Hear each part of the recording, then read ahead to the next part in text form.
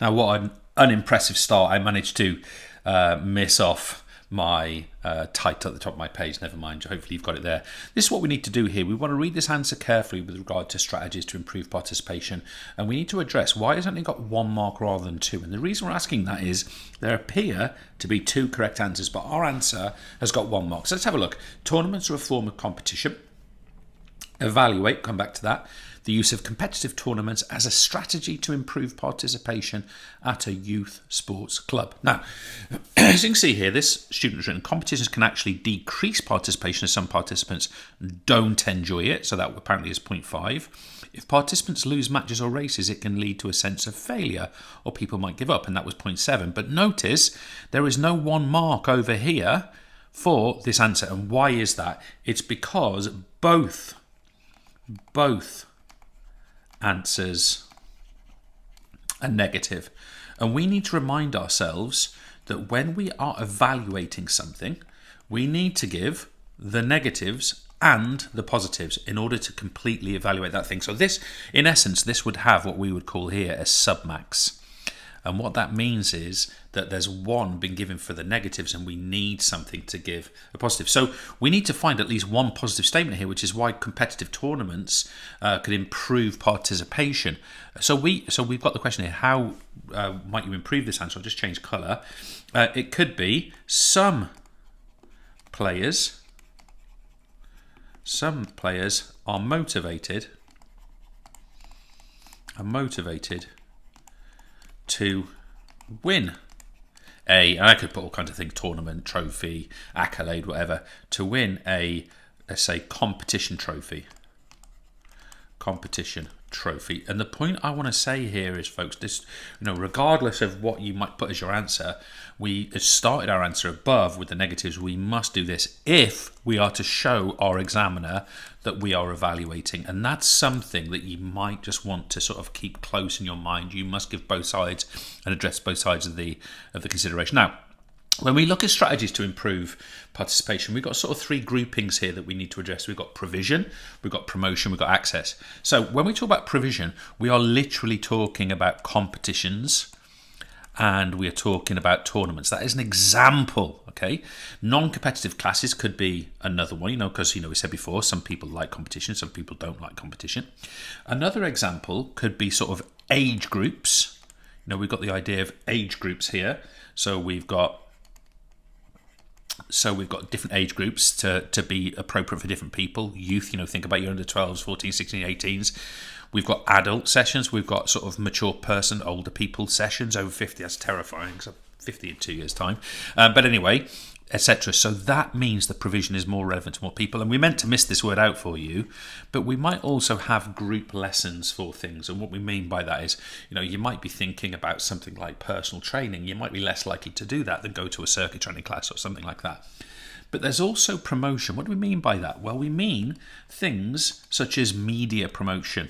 Okay, so think about the idea that, the BBC or Sky or any radio channel or something you might be reading, a website, a blog, etc. They might be promoting certain activities. Does this explain, for example, why some sports grow and some sports don't, say? And the other example of promotion is outreach work. Think about something like, let me just give you an example. Let's say that the LTA, which is the Lawn Tennis Association, let's say that it does some kind of visits or outreach work to schools and it helps them develop tennis courts or tennis activities. You can see how that outreach work might have an impact on participation.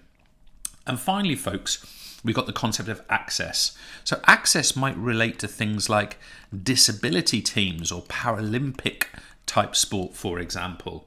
We might have modified versions of a particular activity. Think about the idea of cricket and blind cricket. Think about the idea of basketball and wheelchair basketball, etc., etc. These are very interesting ways to make sure access is not denied. If we have an assumption in our society that basketball is done on one's feet and you jump and you put the ball close to the basket or in the basket, of course that eliminates the participation for a whole bunch of people. So we need that to be modified to be more accessible for a greater range of people. Targeted campaigns are really important as well.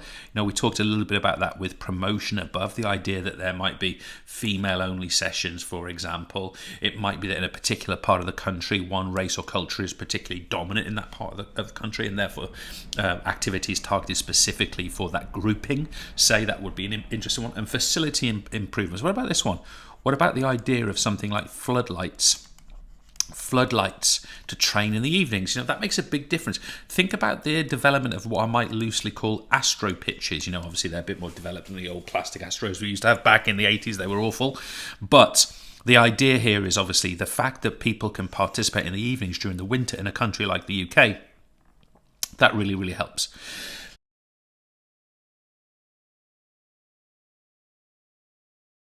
Very interesting next topic given what we just talked about, but describe the negative effects of sponsorship on commercialization. So first things first here, folks, we're only going to get credit for negative effects. This is not an evaluate question, more of which in a second. Obviously, if this had been an evaluate question, we would have written positives and negatives. Here we are specifically asked for negatives. Only negatives will get the credit. So sponsors have been known to be, what could it be? We're going to go for controlling.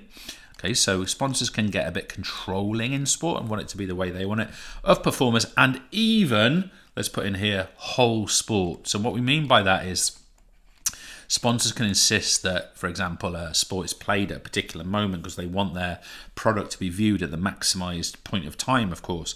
Therefore, that's an element of controlling. Furthermore, sponsorship is a what funding stream? It is a temporary funding stream. Now, one of the things that I notice happens fairly commonly in sport is that the sport, or the club, the team, the event, it gets its sponsorship. Maybe something goes wrong a couple of years down the line. Maybe they lose a bit of popularity, whatever, and that funding stream disappears and they're relying on it at that point. That can become problematic. It can be, therefore, as I just said, that's an R, believe it or not, it can be removed or it can end. Okay, so just the contract can end and perhaps you don't renew at the rate.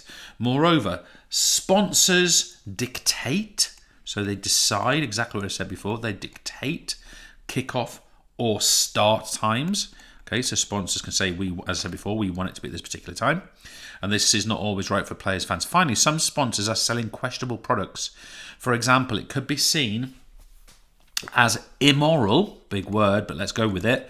It could be seen as immoral that, let's go for a series of things. Alcohol companies, fast food companies. What about gambling companies? Gambling, you can choose any of those, include all of them, it's up to you.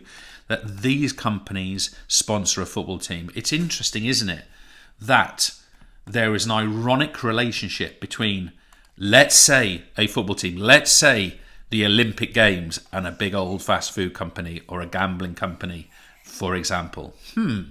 Interesting relationships that are being developed for a concept which seems to be about movement, physical activity, and health. Allow me to ponder that while we move forward. What if the question above was an evaluate question, folks? So if we were to evaluate the effects of sponsorship on commercialization, what would we do here? Now, we've got 4 marks. So what I'm going to do here, we had our negatives from before. So what do we say? We had, I'm just going to bullet point this. I don't encourage bullet pointing, by the way, in your answer. But we could say that they are controlling, that they dictate start times. We've said that before. That could be my, as it were, I would say my disadvantage. I could go for another one. We could have something like, it can be removed. It can be removed.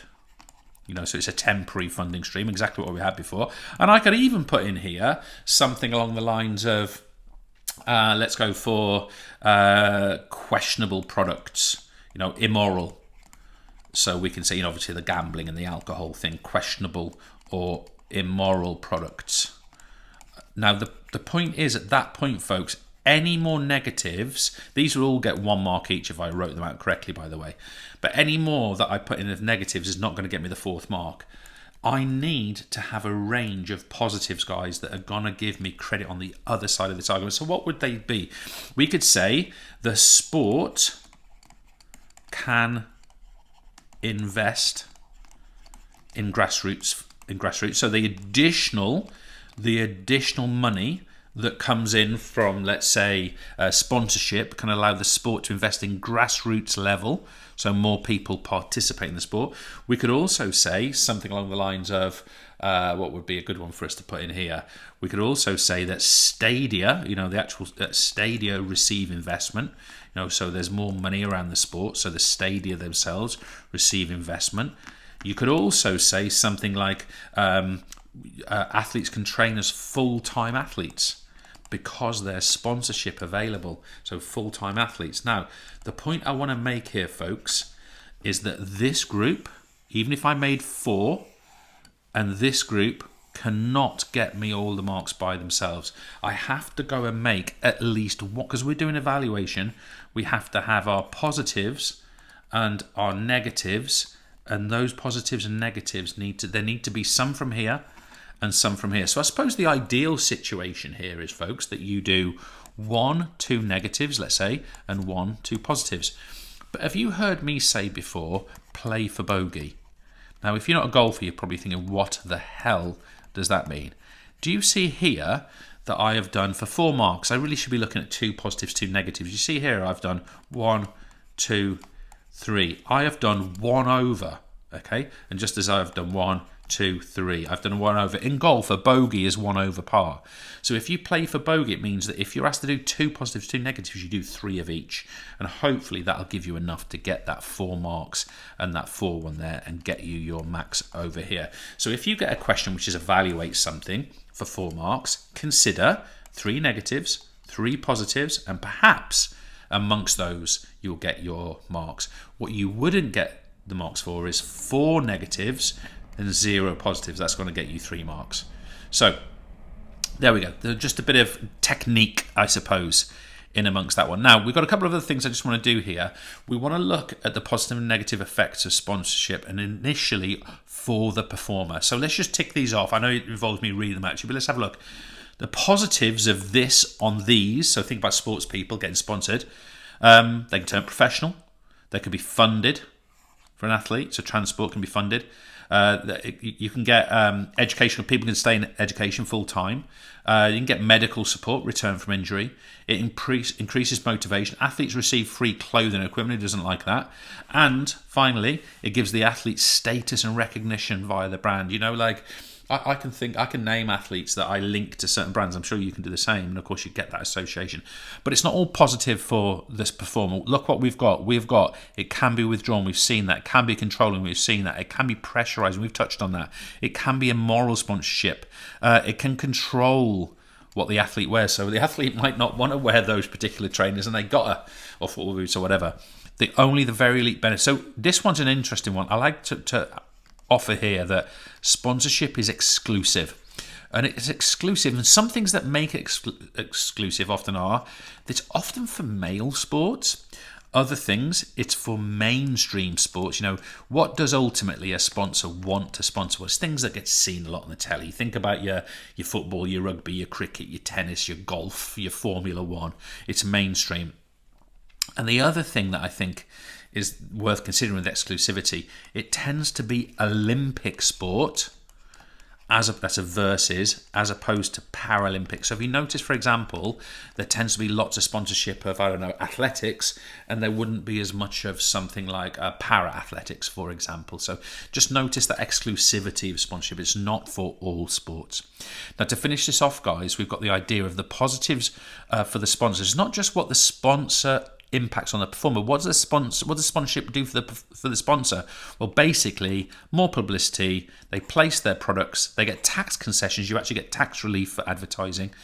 Your product gets linked to success. So if you sponsor a team that's doing really well, you get seen as successful, and you get better sales. And a couple of other terms I'll throw in there. Brand awareness is a nice one for you to consider. That's a key thing. I think as well, the other word I would like to add in there is familiarity. I've got numerous companies that I know of simply because they sponsor the football. I wouldn't know anything about them otherwise. And that, of course, leads to a certain familiarity. So it's a nice term for us to use.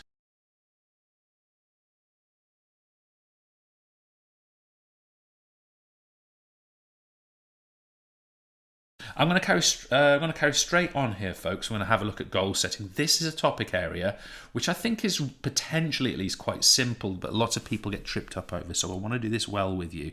So let's just focus in here if we can. Describe 3 reasons a coach might set SMART targets for a performer as part of their program. So this is almost like the values of setting targets. Okay, this is why we do it. Targets help motivate performers. So that's one of the values of goal setting. It helps motivate people towards their goal. Of course, it's not just motivation in general, it's to go and achieve that goal, especially when doing hard training. Because of this, more performers will what?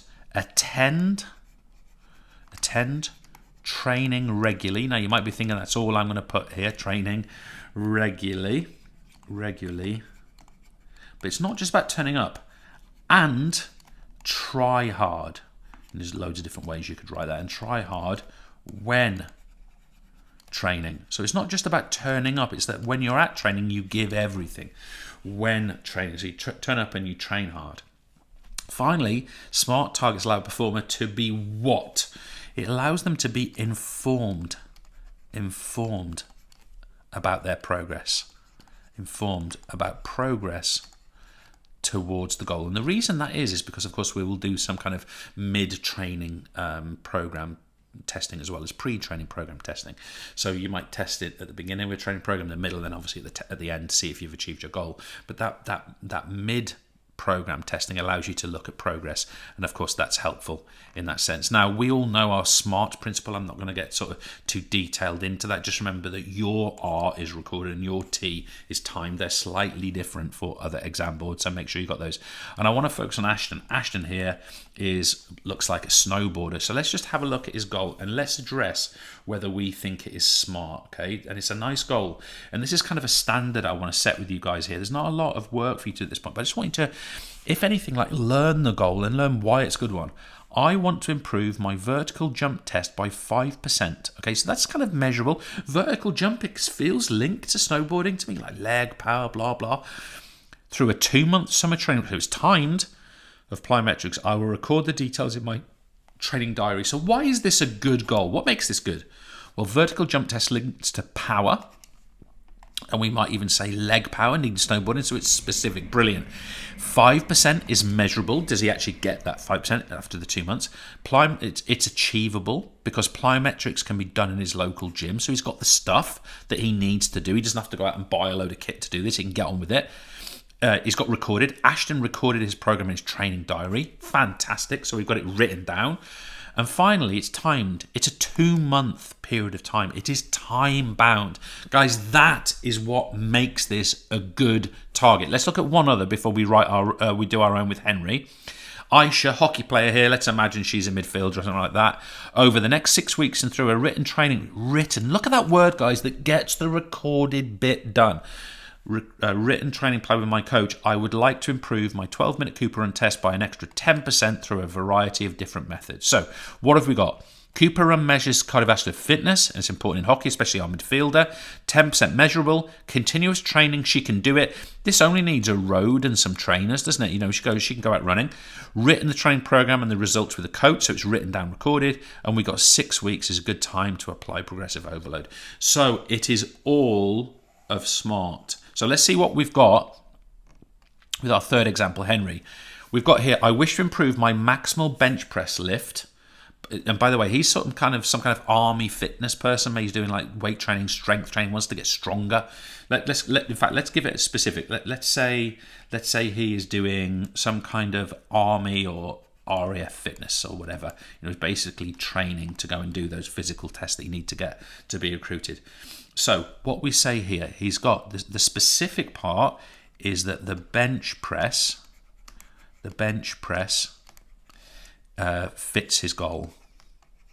So he wants to get stronger in the upper body, and the fact that he's going to increase his bench press by 10 kilograms over 8 weeks, and he's going to record it on an app, that's specific. Is it measurable? Yes, he's doing 10 kilogram improvement in his, and we know this, of course, is his 1 repetition maximum test, okay? So his 10 kilogram makes it measurable. Is it achievable? Yes. He has access to weights, okay? He has access to weights.